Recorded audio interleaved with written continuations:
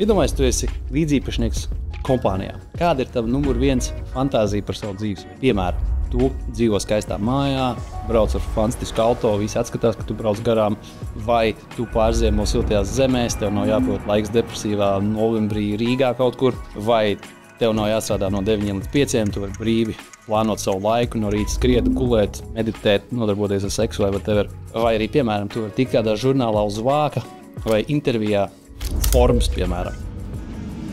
Ok, fantāzijas beidzās. Tagad es jums pastāstīšu, ko realitātē nozīmē būt par līdziepašnieku kompānijā. Tātad, ko tas nozīmē? Tas nozīmē, ka 9 no 10 gadījumiem pārsvarā gandrīz vienmēr lielākoties līdziepašnieks kompānijā. Tas nozīmē, ka tu esi mazākuma akcionārs mazā vai privātā biznesā. Tātad tev pieder mazāk nekā puse biznesa, un šis bizness ir maza vai vidēja kompānija, nevis liela publiska kompānija, kas ir akciju biržā. Tā ir realitāte. Tātad mazais akcionārs. Un atšķirības starp to, kad tu esi vienkārši mazais akcionārs vai kompānijas līdziepašnieks, un tu esi tikai darbinieks, ir pārsvarā tāda, ka tikai darbinieki saņem algas, mazie akcionāri var bez algām saņemt arī dividendes, tad, kad kompānija nopelna peļņu, un super retos gadījumos, tad, kad kompānija tiek pārdota, tu vari saņemt arī kaut kādu naudu, bet tas notiek ļoti, ļoti reti. Attiecīgi, piemēri šai kategorijai un pozīcijām, kuras ietilpšā mazā akcionāra kategorijā, ir ļoti daudz. Visi startup darbinieki, kur saņem akcijas, pieņemsim algas vietā agrīnajā stadijā, vadošā līmeņa darbinieki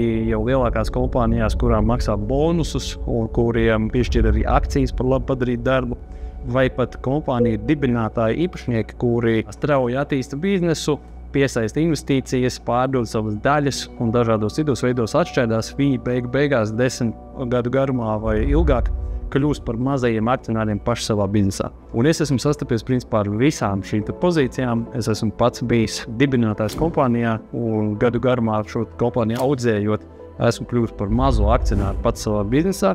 Un tas, ko es novēroju gandrīz vienmēr un visās situācijās, ir, ka mazos akcionārus grib. Kāpēc tas tā ir?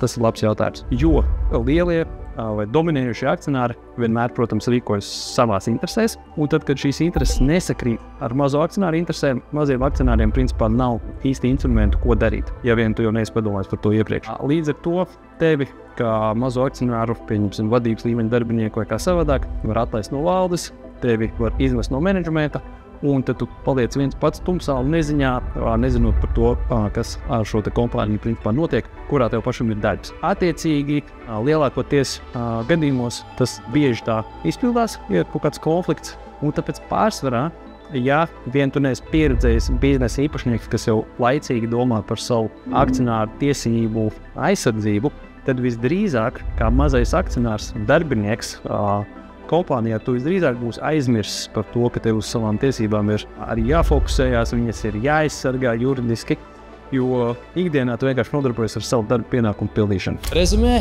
ja tu esi mazākuma akcionārs, mazais akcionārs kompānijā, kurā tu esi darbinieks tāpat laikā, vai kur tu esi dibinājis ilgu laiku atpakaļ un tev tur ir palikušas maz akcijas, un tu papildus algai gribi pelnīt dividendes, plānot pats savu laiku, nestrādāt no rīta līdz vakaram, un tu gribi likt kājas uz galda kā boss, vai kā līdziepašnieks, tad neesi slinks, neesi stulbs.